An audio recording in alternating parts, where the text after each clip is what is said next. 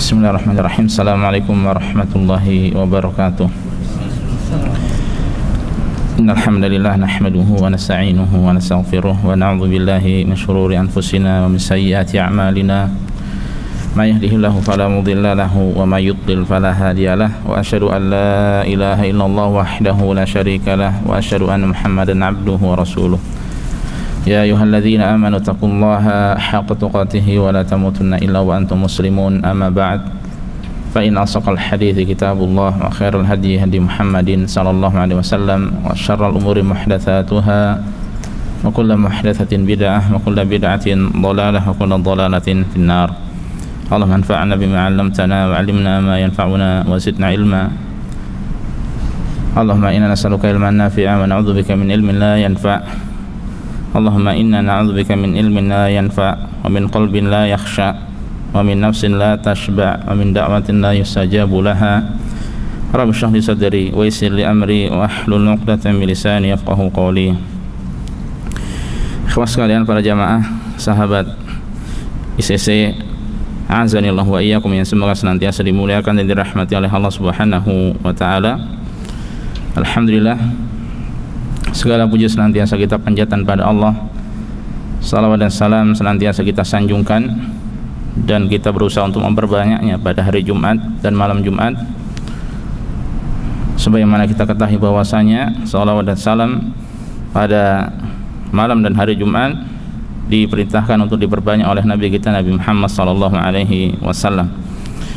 Alhamdulillah, ikhwas sekalian, pada kesempatan kali ini, di hari Jumat ini, kita kembali dipertemukan oleh Allah Subhanahu wa taala, di mana insyaallah taala kita akan melanjutkan pembahasan kita dari Kitabul Ilmi karya Syekh Muhammad bin Shalih Al-Utsaimin rahimahullahu taala. Dan kita masih membahas adab thalibil ilmi, atau beberapa adab bagi penuntut ilmu, dan terakhir kita membahas kemarin poin yang ke-10. Poin ke-10 berkaitan dengan apa? Ar-ruju' ilal kitabi wa sunnah, kembali kepada Al-Quran dan hadis, ya, atau bertamassuk, berpegang teguh dengan Al-Quran dan hadis. Adapun pada kesempatan kali ini insyaallah taala kita akan membahas adab yang ke-11, dan tersisa 2 adab yang beliau sampaikan, ya. Ini sebagian adab dan beliau menyebutkan 12. Apakah ada lebih-lebih kalau mau diteruskan, ya? Baik, adab yang ke-11 adalah beliau menyebutkan 2 hal di sini, at-tatsabbut was-sabat. At-tatsabbut apa artinya? Kita sering mendengar, ya, tatsabbut, tabayyun, cross check, mengecek, meneliti terlebih dahulu. Nah, itu apa? Tatsabbut, mengecek.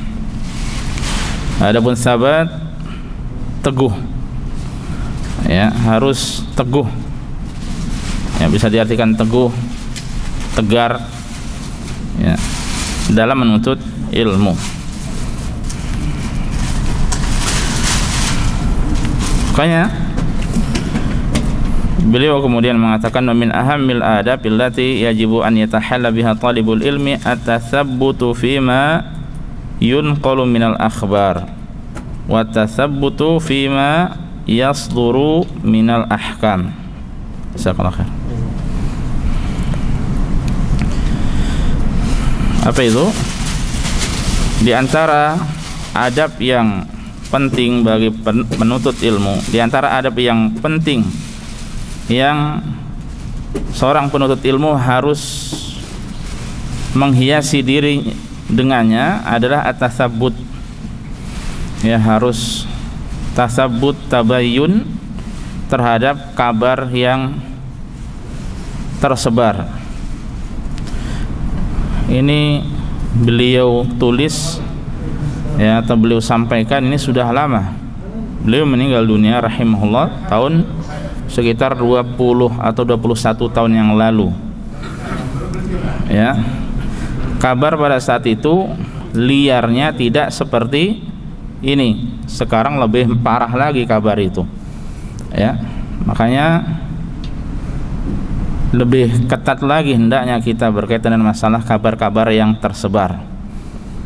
Kan banyak kabar yang tersebar yang ternyata itu adalah hoax, ya. Buruk sekali beberapa itu orang yang niatnya menyebarkan kabar-kabar tersebut secara sengaja. Nah, berkaitan dengan masalah kalau bulan ini, sebagaimana kabar hoax yang terjadi beberapa tahun yang lalu bahwa pemerintah Arab Saudi mengadakan apa? Maulid Nabi, ya. Bahkan ada seorang ustadz yang tersohor menjelaskan hal tersebut, ya, padahal tidak benar, tapi tidak ada ralat, tidak ada permintaan maaf, ya. Orang kalau taubat, ya, terhadap suatu hal dia harus taubat. Assalamualaikum warahmatullahi wabarakatuh. Ya, kemudian jelaskan bahwasanya kabarnya itu tidak benar. Kalau tidak ada permintaan taubat berarti tidak ada taubat, berarti tidak meralat, ya, berarti tidak merasa salah dari atas apa yang disampaikan. Ngeri. Bahkan termasuk kalau di tahun ini saya dengar kemarin ada ijazah mutawalah, di sini ada long weekend, ya, long weekend. Dan memang untuk tahun ini ada beberapa long weekend di Arab Saudi untuk pelajaran untuk apa, anak-anak sekolah. Di antaranya 4 hari, berapa hari yang lalu lah, dari Jumat kemarin, ya, Jumat, Sabtu, Ahad, Senin, ya. Dan itu momennya juga sebelumnya ada mid semester bagi para anak-anak sekolah, yang kemudian bertepatan dengan awal-awal bulan Maulid, bulan Rabiul Awal, dikaitkan dengan Maulid, ya. Dan masalah Maulid, ikhwas sekalian, jangan sangsi, jangan ragu. Itu kan bukan petunjuk dari 3 sahabat, 3 generasi yang mulia, ya, bukan petunjuk dari 3 generasi yang mulia. Tidak ada petunjuk dari Rasulullah SAW, ya. Jelas baru diadakan pada abad keempat Hijriyah, ya, 300 sekian oleh penguasa Daulah Fatimiyah yang lebih cenderung, yang mana mereka adalah orang-orang apa? Syiah, ya. Nah, ini diantara contoh, dan banyak contoh-contoh yang lainnya. Demikian pula juga termasuk hukum, ya, tasabut terhadap hukum permasalahan hukum. Mungkin ada seorang alim yang pendapatnya demikian yang tersebar. Alim itu pendapatnya demikian tersebar, yang mana pendapat itu bisa jadi apa? Tidak, kok aneh, seorang alim kok bisa berpendapat seperti ini, ya. Nah, ini perlu perlu dicek juga, ditasabut, tabayun, apakah benar hal tersebut, kabarnya apakah benar, ya. Kemudian secara hukum syar'i bagaimana, apakah benar atau tidak, ya, dan yang lainnya. Oke, nah ini penting untuk diketahui. Jadi kemudian beliau mengatakan fal akhbar idza nuqilat fala budda an tatathabbat awalan hal sahhat amman nuqilat ilaiha awla. Dan untuk kabar, ya, kabar-kabar yang tersebar yang dinukil, maka engkau harus tasabbut terlebih dahulu, di cross check dulu, dicek dulu kebenarannya, apakah benar itu, ya, apakah kabar tersebut benar, ya, penukilannya dari orangnya. Assalamualaikum. Summa idza sahhat fatathabbat fil hukmi.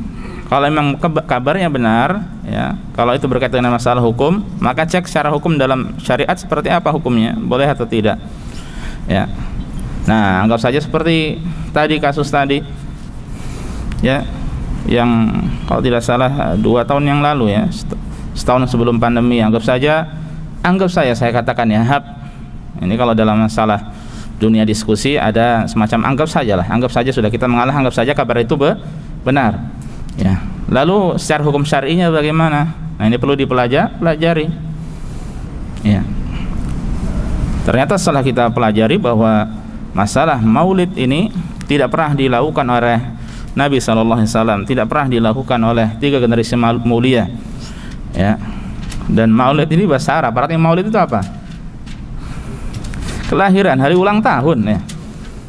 Hari ulang tahun. Nah, ini kemudian nanti akan, kalau hal ini diperbolehkan, sehingga orang-orang kan banyak yang membolehkan hari perayaan ulang tahun untuk dirinya atau anak-anaknya. Padahal kalau untuk perayaan seperti itu, ya, itu adalah kebiasaan dari orang-orang Nasara, orang-orang non-muslim, orang-orang kufar, ya. Nah, kalau seandainya benar, pelajari hukum syar'inya. Ternyata hukum syar'inya tidak boleh, tidak ada. Ya, tidak tidak disyariatkan di dalam Islam. Ya, dan perbuatan. Nah, ini penting. Perbuatan sebagian orang di Arab Saudi bukanlah dalil. Ya. Sebagian orang Indonesia itu lihat, oh, Arab Saudi melakukan seperti ini, Masya Allah. Ya, kita mudah saja untuk meluruskan perbuatan orang hatta di Arab Saudi, ya, itu bukanlah dalil. Kita kemarin poin sebelumnya apa? Berpegang teguh kepada dalil. Penuntut ilmu itu berpegang teguh kepada dalil. Yang dalil yang kita pegang, yang bukan dalil ya kita tidak pegang. Hatta seorang alim pun, ya, itu mudah, itu ada potensi untuk apa? Untuk salah. Ya, seorang alim pun ada potensi untuk salah. Jadi jangan ikuti perbuatan seorang alim atau pendapat seorang alim kalau dia menyelisihi dalil. Ya, apalagi perbuatan orang-orang sekarang, apalagi perbuatan orang awam, ya, apalagi perbuatan orang yang masih jahil. Maka bukan dalil sama sekali. Dalil adalah Al-Quran dan As-Sunnah. Ya, makanya dicek dulu benar enggak. Oh, ternyata benar terjadi. Kemudian secara dalil bagaimana? Oh, ternyata secara dalil ternyata tidak benar. Ya sudah, kita pegang adalah dalil. Karena kemudian beliau mengatakan rubbama yakunul hukmu alladhi sami'tahu mabniyan ala aslin tajhaluhu anta. Karena bisa jadi kabar yang tersebar tersebut ya berdasar kepada dalil yang kita tidak ketahui dalil itu, ya, atau dasar yang kita tidak ketahui dasar itu. Fatahkum anhu khata', sehingga kita menghukumi bahwasanya itu adalah kesalahan, wal waqi'ana laysa bi khata'. Realitanya itu adalah tidak salah, ya. Nah, ini penting, ya. Makanya secara singkat saja, lalu solusinya bagaimana? Untuk solusinya beliau sampaikan ya sebagaimana yang saya sampaikan tadi kurang lebih, ya, kita hubungi, ya, kalau memungkinkan, atau kita tanya kepada orang-orang tertentu, ya, kepada orang istiqoh, apakah benar ini pendapat seorang syekh ini atau syekh itu, ya, contohnya, ya. Kemudian baru kita kembalikan kepada dalil yang ada bagaimana, sehingga kita bisa bersikap di situ, ya. Dan perlu disampaikan, ikhwas sekalian, azanillah wa iyyakum, bahwa kalau para ulama, ya, mereka memiliki fatwa dan fatwanya itu mungkin karena kebodohan kita itu seakan-akan menyelisihi dalil, ya, tetap saja ulama itu ketika berpendapat mereka berdasar pada apa? Dalil. Ya, nah, kalau sama-sama berpendapat dengan dasar dalil, kemudian hasilnya bisa berbeda, ya, dan kita tahu itu ada ulama yang thiqah, ulama yang terpercaya, itulah yang disebut, ya, khilaf dalam masalah ijtihad, ya, ijtihad dalam memahami dalil, sehingga tidak ada celaan di situ, ya, selama memang ada ranah ijtihad di situ, ya.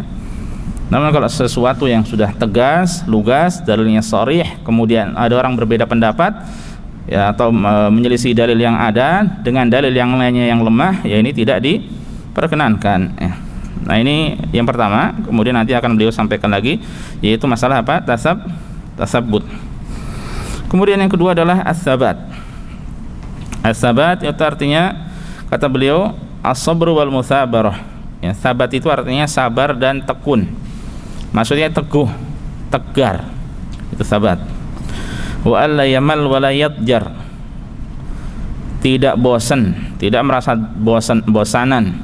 Nah, ini penting, ya, dalam menuntut ilmu, jangan cepat bosan.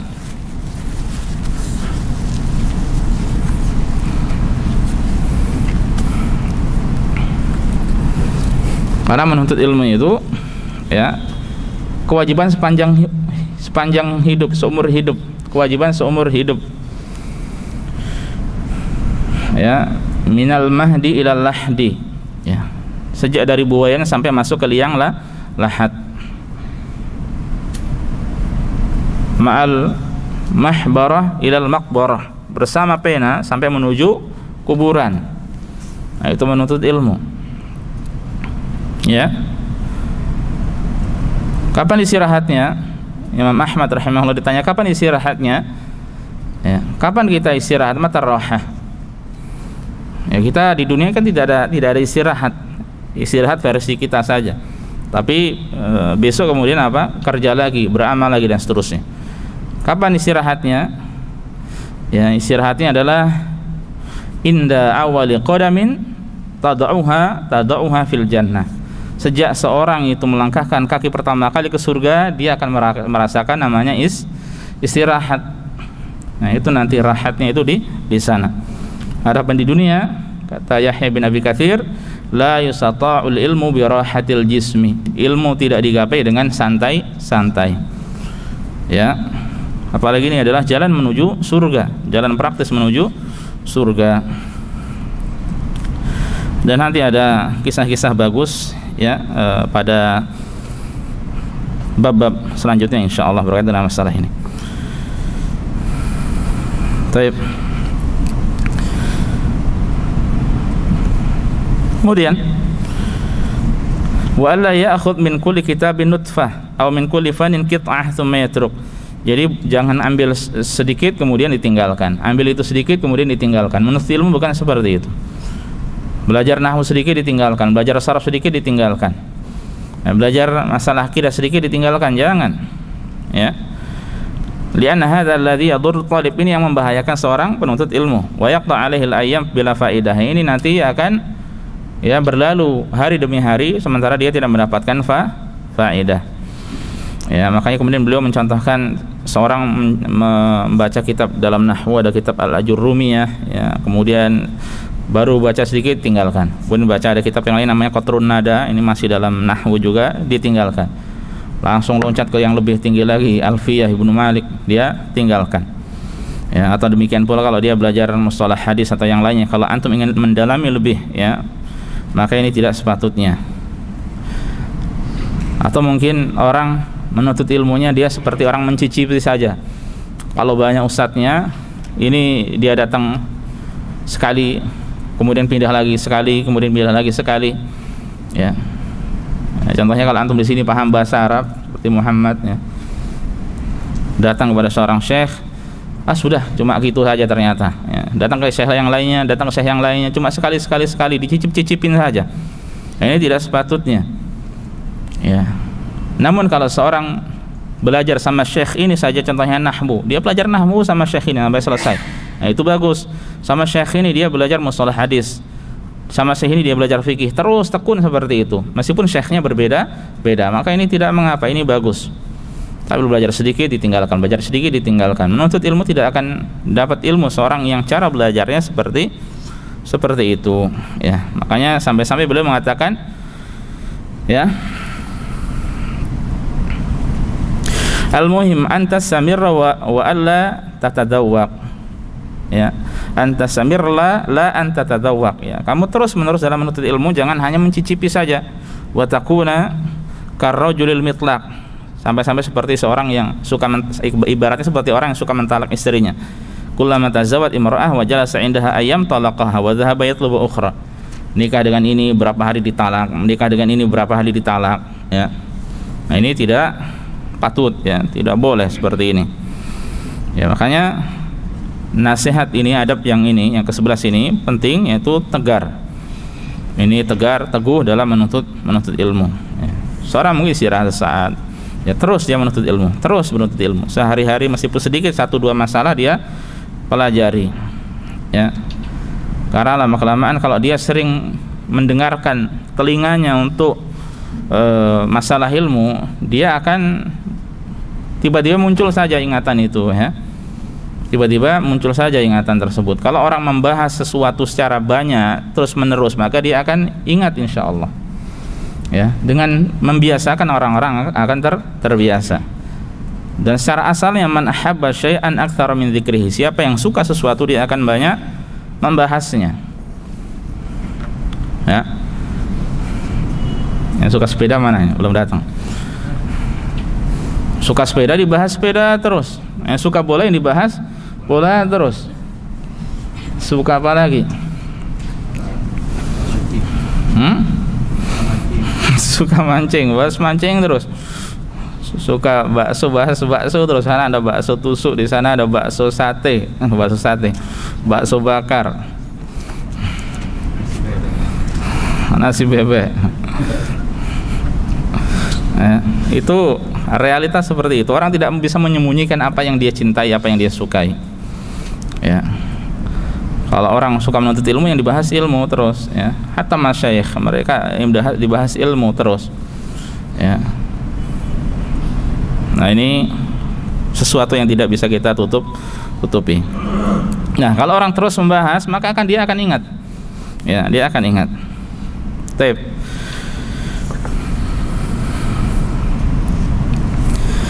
Nah, ini ikhwah, dua adab yang kemudian beliau menyebutkan lagi, membahas sedikit lagi tadi berkaitan dengan yang pertama. Apa tadi? At-tasabbut, ya. Khulasahnya, ini saya bacakan saja. Wal khulasah annahu idza nuqila an syakhsin ma tara annahu khata' fasluk turuqan thalatha ala tartib. Ya. Ringkasnya, bahwasanya apabila dinukil suatu kabar, viral kabar tentang seorang, ya, tentang orang tertentu, tentang suatu hal, kemudian engkau melihat itu adalah kesalahan, maka hendaknya engkau meniti 3 jalan berikut, ya. Dan ini penting karena sebagian orang itu ada yang sengaja menyebarkan kabar karena niat yang buruk, ya. Karena niat yang buruk, ingin menjelek-jelekkan, ingin, apalagi kalau antum tahu berita lah, dunia berita itu judulnya itu dibuat menarik, ya. Tapi sebagian ada yang tuduhan, dusta, ya. Dan itu buruk, ya. Yang membuat kerusakan banyak, membuat fitnah, diantaranya adalah media, ya. Apalagi kalau media sudah bisa dibeli, sudah masuk ranah politik, dan tidak lepas dari fulus tentu saja, ya. Apalagi kalau dunia seperti itu, ya, dunia entah televisi atau radio, ya, atau media massa, itu butuh fulus untuk menjalankannya. Ya, sehingga dibuat sedemikian rupa supaya menarik, ya.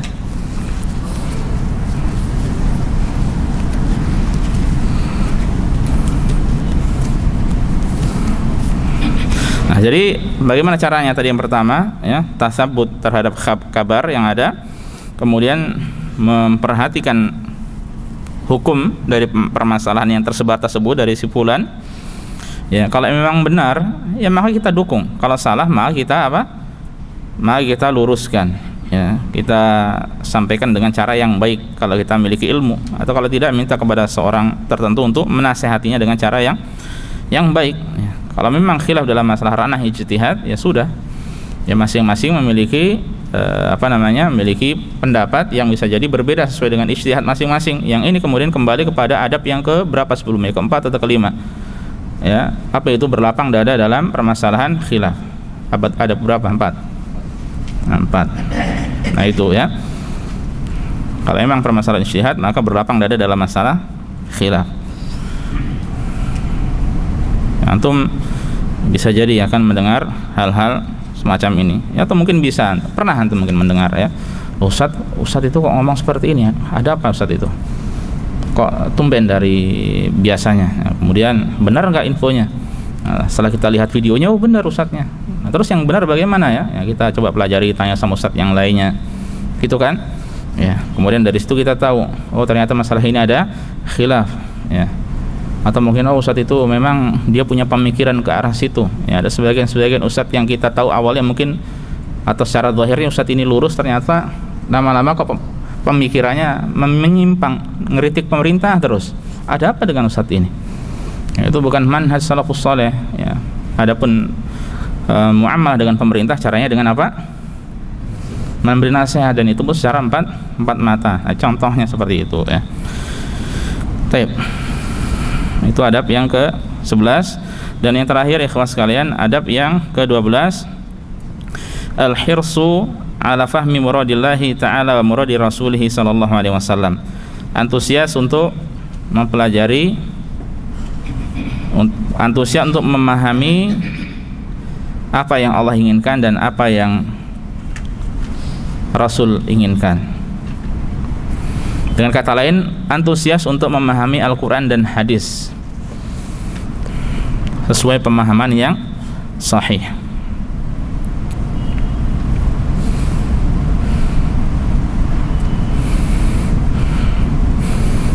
Minal umuril muhimmati fi talabil ilmi qadiyatul faham, termasuk perkara yang penting dalam menuntut ilmu adalah masalah pemahaman. Fahmu muradillahi azza wa jalla muradu rasulih sallallahu alaihi wasallam, itu memahami perintah Allah wa muradi rasulih, dan memahami Al-Qur'an dan hadis. Itu apa yang Allah inginkan dalam Al-Qur'an dan yang diinginkan oleh Rasul sallallahu alaihi wasallam dalam hadis-hadis beliau.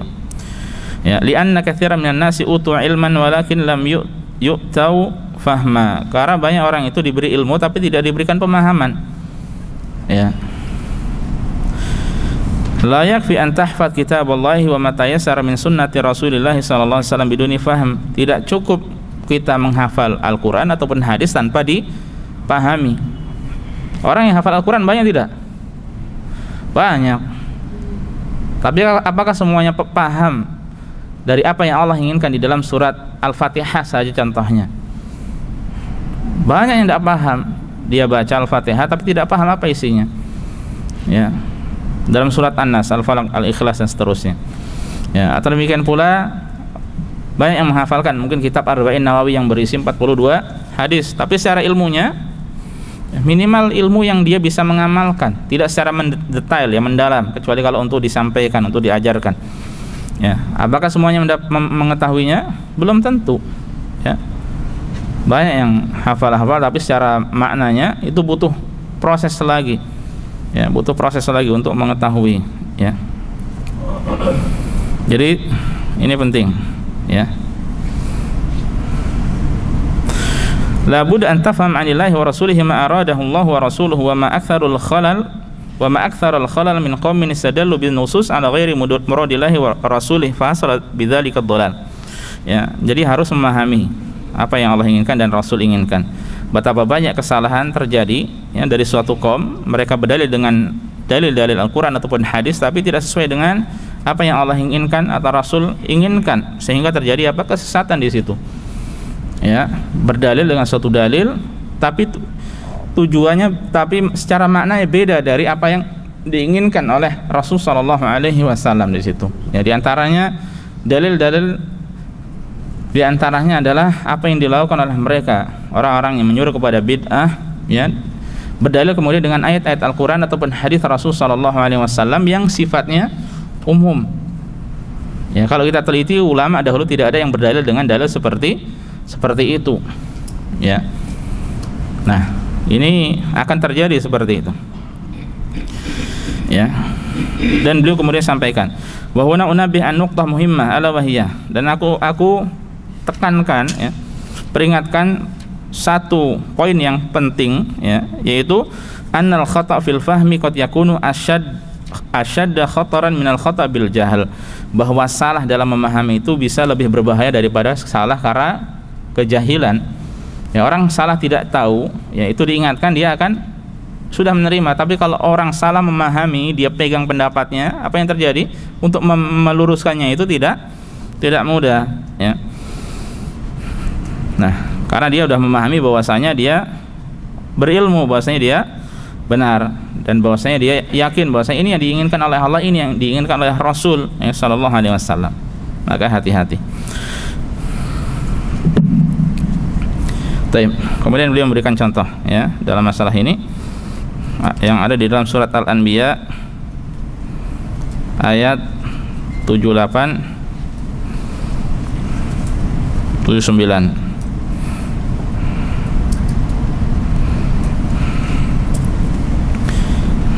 Kalau antum buka Al-Quran bisa lebih jelas lagi insyaallah.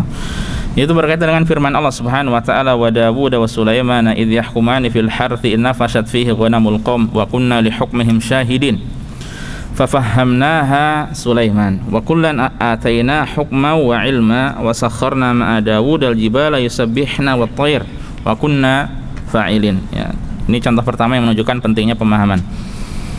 Dan ingatlah kisah Dawud dan Sulaiman ketika keduanya memberikan keputusan mengenai ladang, karena ladang itu dirusak oleh kambing-kambing milik kaumnya, dan kami menyaksikan keputusan yang diberikan oleh mereka itu. Ya. Kemudian maka kami memberikan pengertian kepada Sulaiman tentang hukum yang tepat, dan kepada masing-masing kami berikan hikmah dan ilmu. Dan kami tundukkan gunung-gunung dan burung-burung, semua bertasbih bersama Daud, dan kamilah yang melakukannya. Ayat yang awal ayat dari 79, fafahamnaha Sulaiman, maka kami berikan pengertian, itu pemahaman kepada Nabi Sulaiman. Nah, penjelasannya kata Syekh, Allah Subhanahu wa taala memberikan pemahaman lebih kepada Nabi Sulaiman daripada Nabi Daud dalam masalah ini. Ya, itu dengan apa?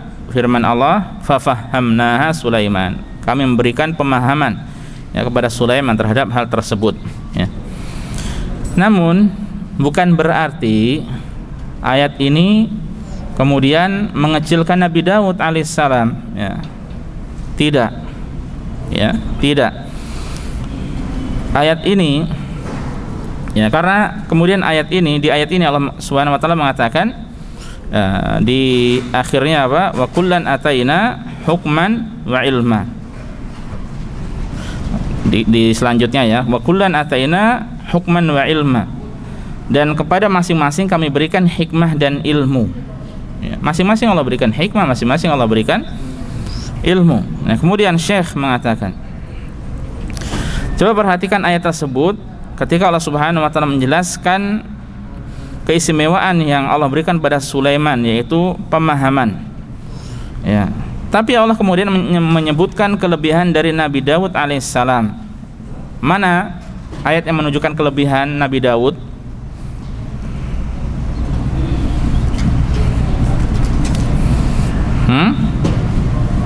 Di artinya saja itu bisa lihat. Nah, di situ adalah pada ayat yang ke-79, wasakharna ma'a Dawud al-jibala yusabbihna wat-thair wa kunna fa'ilin, ya. Yang artinya apa? Dan kami tundukkan gunung-gunung dan burung-burung semua bertasbih bersama Daud. Allah tundukkan untuk siapa? Nabi Daud. Ini kelebihan tidak? Kelebihan kebihan, jelas. Ya, ini adalah kelebihan. Ya, sehingga kata Syekh, dengan ini menunjukkan bahwasanya keduanya sama saja. Ya, bahwasanya keduanya memiliki ilmu, memiliki kelebihan. Ya, keduanya memiliki ilmu, keduanya memiliki kelebihan. Tidak selesai kemudian dipotong ayat yang pertama kemudian menunjukkan Nabi Sulaiman lebih pintar daripada Nabi Daud. Ya. Nah, ini menunjukkan ya pentingnya memahami. Ya, ini menunjukkan pentingnya memahami. Ya. Sebagaimana menunjukkan bahwasanya ilmu itu bukan segala sesuatu. Ya. Makanya dipahami secara utuh, maka kita akan paham. Ini contoh yang pertama. Contoh yang kedua, semoga tidak terpotong dengan azan, berkaitan dengan hadis.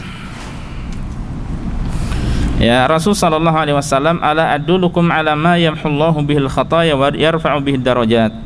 Maukah kalian aku tunjukkan ya, amalan yang dapat menghapuskan dosa-dosa dan meninggikan derajat? Ya, para sahabat berkata, menjawab, bala ya Rasulullah, tentu saja wahai Rasulullah. Ya. Kemudian Rasulullah mengatakan yang pertama, isbagul wudu' alal makarih. Ini yang penting, menyempurnakan wudu dalam keadaan-keadaan yang sulit atau dalam keadaan-keadaan yang tidak disukai. Antum paham ini? Di antara hal yang dapat mengangkat derajat dan menghapuskan dosa apa tadi? Menyempurnakan wudu dalam keadaan yang tidak disukai. Di antaranya kapan ini? Musim dingin. Oke. Paham ya? Ini dalilnya. Nah, kemudian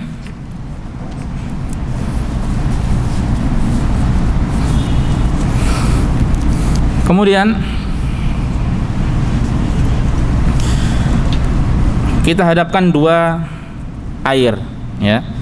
Satunya air hangat, satunya air dingin. Satunya air hangat dihangatkan, antum ada heater dihangatkan, satunya yang masih dingin. Ya.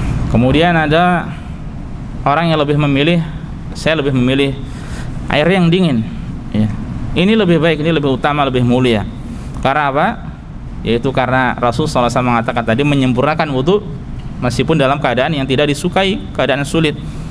Di antaranya berwudu dengan air dingin. Ya. Di antaranya berwudu dengan air dingin. Menurut antum gimana hal ini?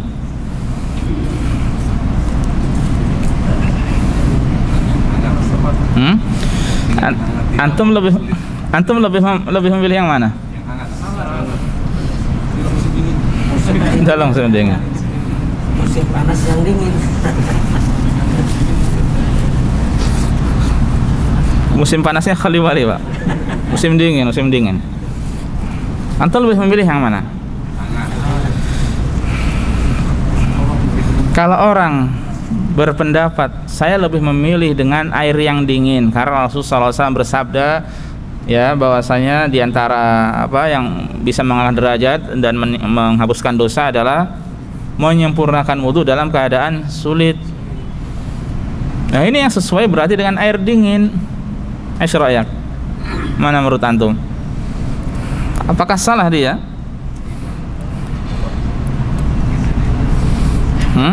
Salah. Air hangat juga iya, air dingin juga iya. Nah, ini madhab yang ketiga.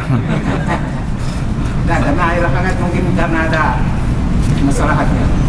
Pak Nur pada Jumat kasih kopi susu dia.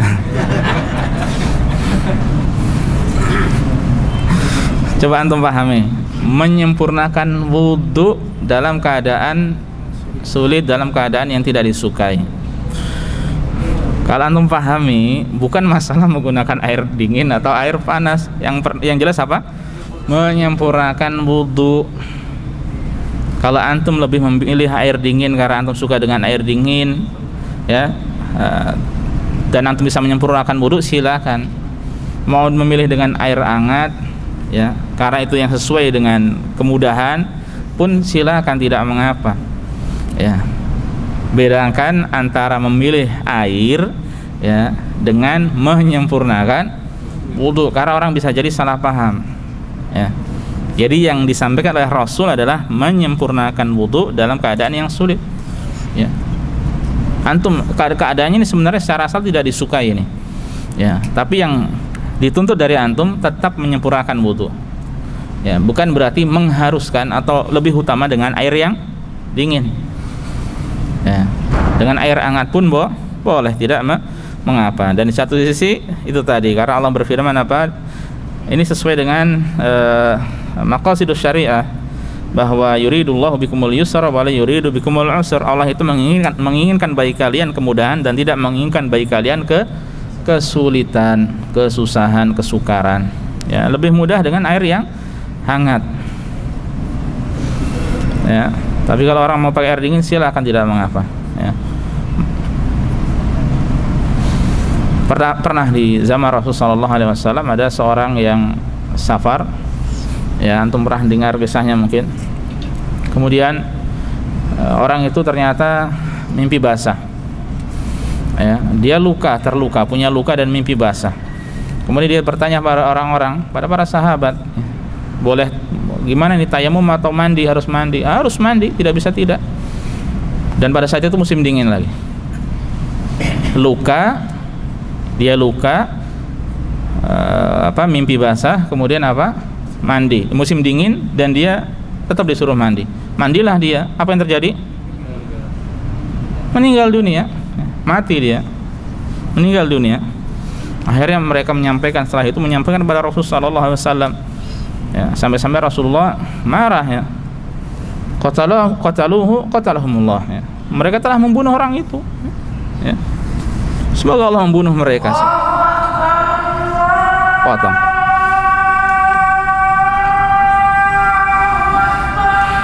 Allahu Akbar.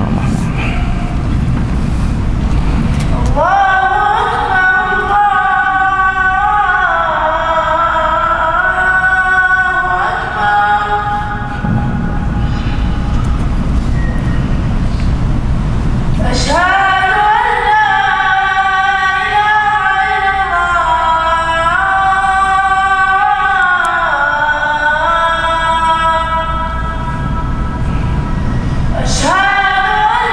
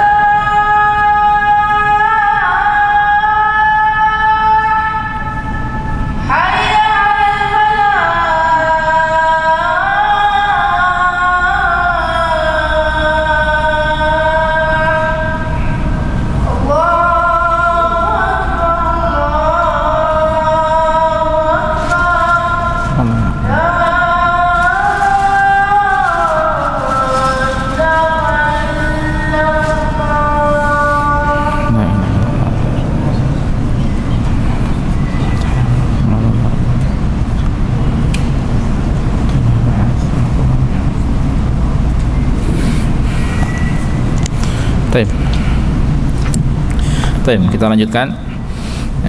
Nah, kemudian ternyata orang itu mandi, akhirnya dia apa? Meninggal dunia. Akhirnya kemudian mereka mendatangi Rasul sallallahu alaihi wasallam dan mengabarkan hal tersebut.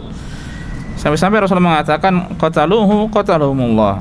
Ala sa'alu idza lam ya'lamu fa innama shifa'ul ayyi su'al. Ya, kata Rasulullah SAW, mereka telah membunuhnya.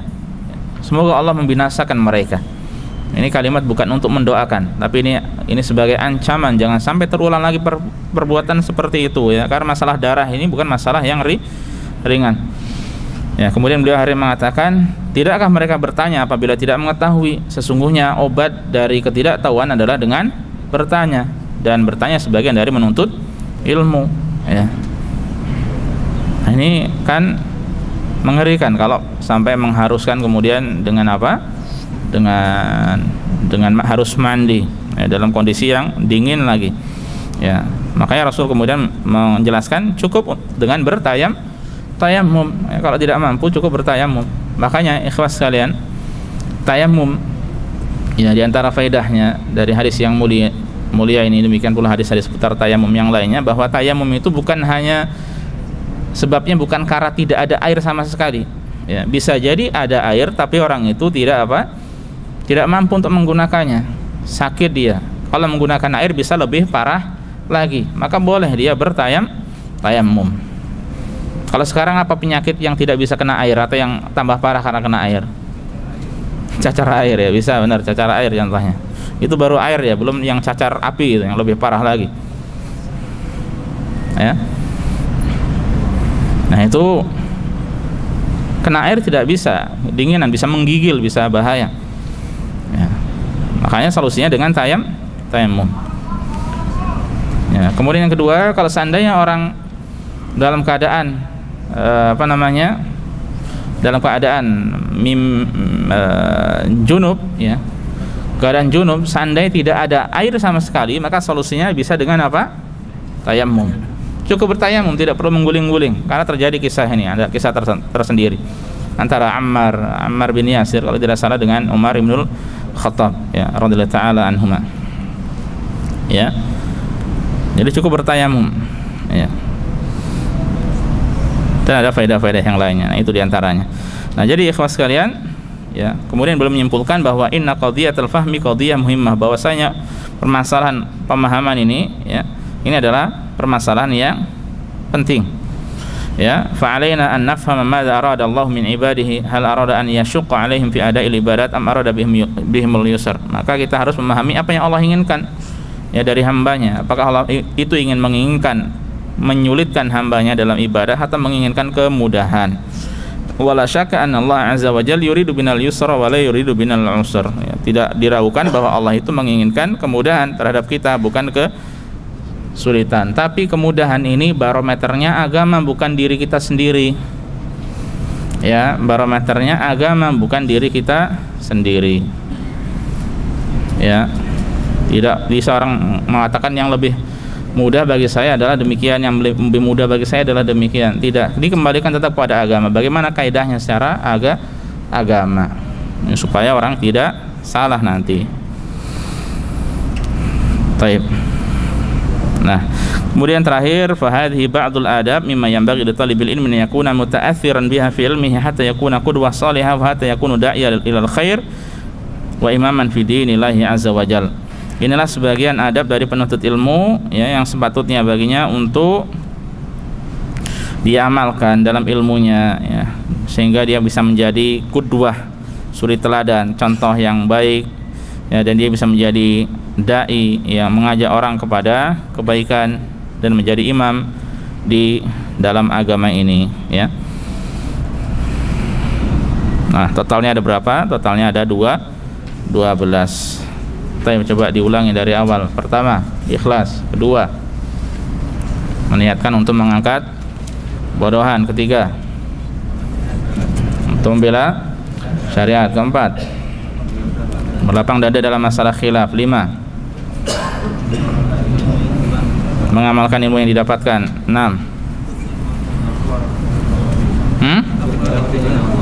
berdakwah di jalan Allah. 7, disebarkan ilmunya, ya, berdakwah itu disampaikan kepada yang lainnya. Hikmah dalam berdakwah. 8. Apa? Harus sabar dalam menuntut ilmu. 9. Menghargai para ulama, menghargai menghormati ulama. 10. Berpegang teguh kepada Al-Quran dan As-Sunnah. Ke-11 tadi yang kita pelajari, ya, teguh dan tasabut, ya, tasabut dan teguh, ya. Kemudian terakhir tadi antusias, semangat untuk memahami, ya, firman Allah dan sabda Rasulullah sallallahu alaihi wasallam, ya. Dan poin yang keberapa itu, yang ke-9, yang menghormati para ulama. Ya, ini penting, ya, menghormati guru, menghormati syekh. Antum belajar di mana, menghormati ustadz, ini penting karena, ya, beradab dan sebagainya itu termasuk cara untuk mendapatkan ilmu, ya, cara mendapatkan keberkahan ilmu.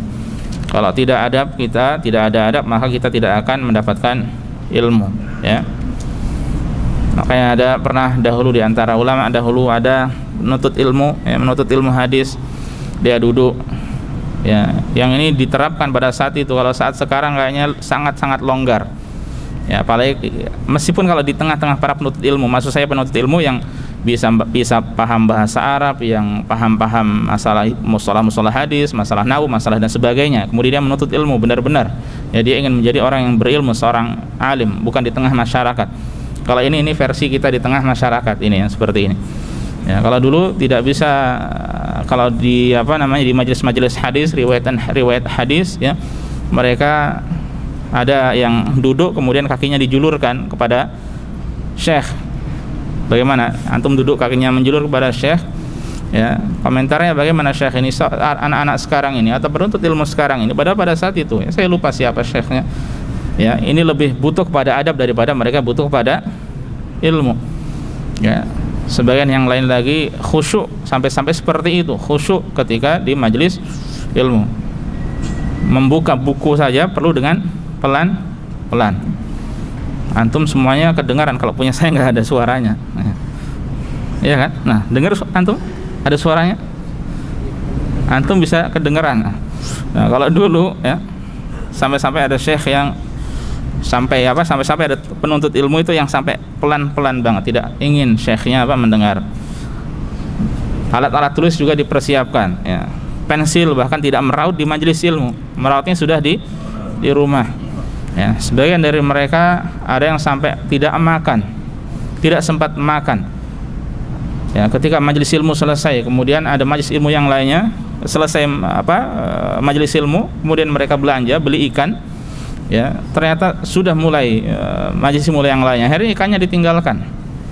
Akhirnya kemudian sampai tidak makan kecuali dalam keadaan ikan itu mentah, ya, tidak ada waktu untuk untuk ini, untuk itu. Kalau itu benar-benar para penuntut ilmu dahulu, para ulama dahulu, sehingga mereka menjadi orang yang benar-benar berilmu, para ulama. Dan banyak, kalau antum ingin kisah-kisah seperti itu, banyak diantara mereka, ya. Sampai juga banyak. Nanti di sini ada beberapa diantaranya juga. Taib, selesai kita dari satu poin. Antum ada pertanyaan tidak? Selesai kita dari adab-adab menuntut ilmu, ya, maksud saya. Nah, silakan.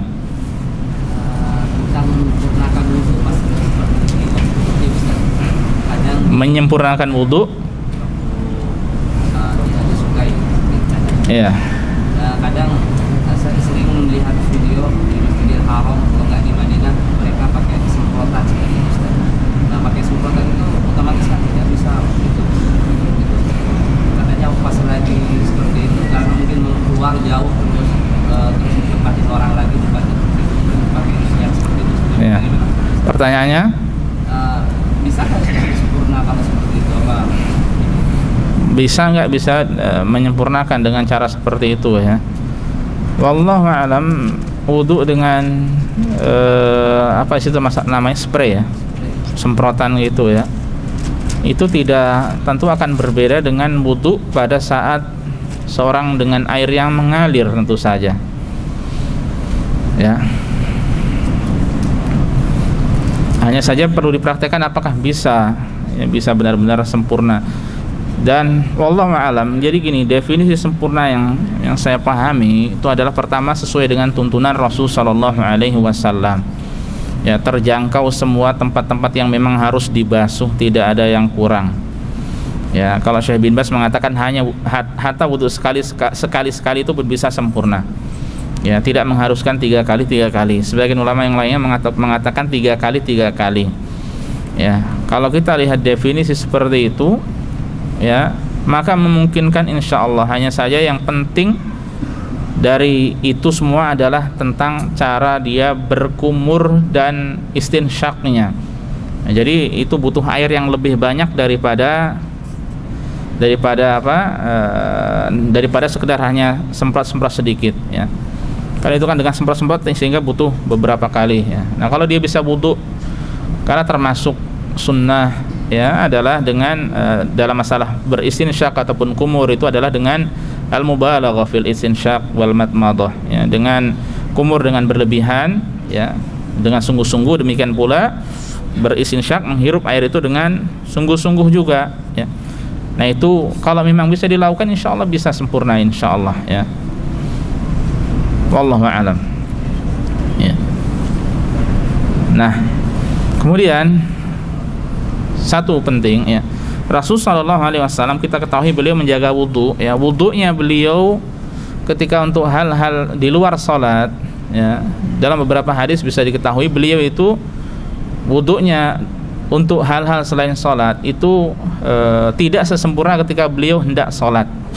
Nah, kalau pas beliau hendak salat, maka beliau lebih menyempurnakan lagi wudunya, ya.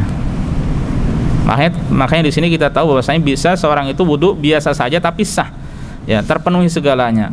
Wudu yang mujzi, yang mencukupi, dan ada wudu yang kamil, isbaghul wudu, menyempurnakan wudu, ya.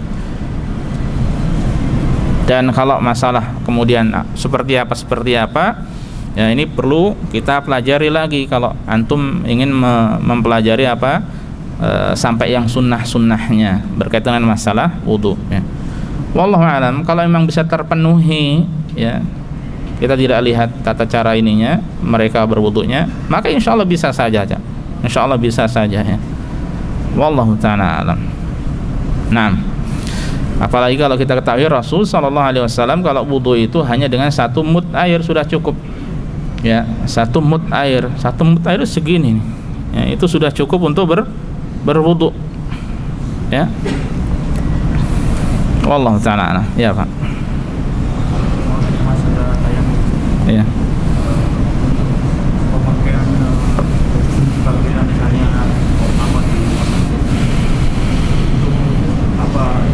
Diharuskan memakai. Terus yang kedua, kalau kita misalnya terbelah untuk melakukan tayamum dengan 2 telapak tangan, apa bisa minta tolong istri atau teman yang bisa? Istrinya siapa dulu ini? Istrinya. Jangan minta suster, ya.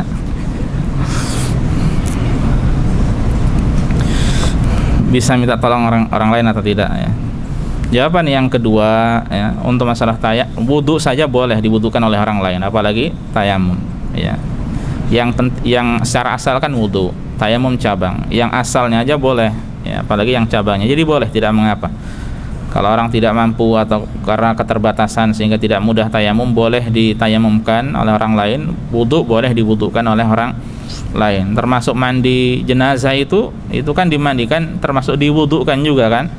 Nah, itu diwudukan juga. Dan memang dia tidak mampu. Kalau mampu kabur semua orang nanti, ya. Nah, baik, itu yang kedua. Adapun yang pertama, alasannya apa tadi? Dia tayamum, alasannya apa? Gini aja. Orang di kondisi di rumah sakit itu dalam keadaan yang dia tidak tergantung penyakitnya lah, ya. Tergantung penyakitnya. Bisa jadi dia begitu berat untuk ke kamar mandi. Tanya sama Pak Doni itu, beliau pernah masuk rumah sakit yang tidak boleh ke kamar mandi, ya Pak Doni, disediakan debu tayamum, ya. Jadi apa? Jadi ya sudah, itu sebagai solusi karena penyakitnya dia tidak dibolehkan, ya. Kalau seandainya ke kamar mandi dikhawatirkan bisa apa? Menyulitkan. ya, sehingga tidak mengapa, ya, sehingga tidak mengapa. Dan intinya pokoknya kembali kepada kemampuan dirinya bagaimana, ya, atau bisa jadi dia mampu tapi secara medis menyarankan jangan dilakukan, ya sudah kita turuti secara medis, maka tidak mengapa dengan apa, dengan tayamum insyaallah, ya.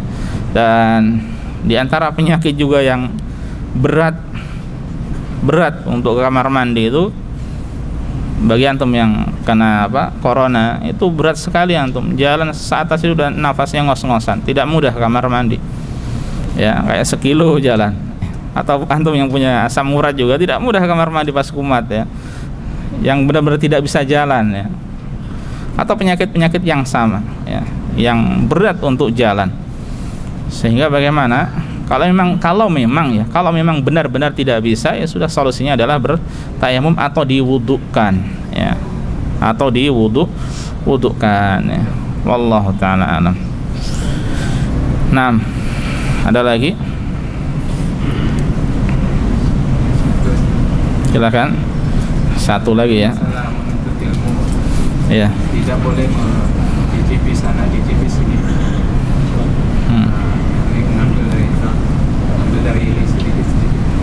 Nah, tapi seandainya kalau misalnya kita fikih misalnya, walaupun banyak guru kita, tapi kita tetap ngikutin, bisa nggak?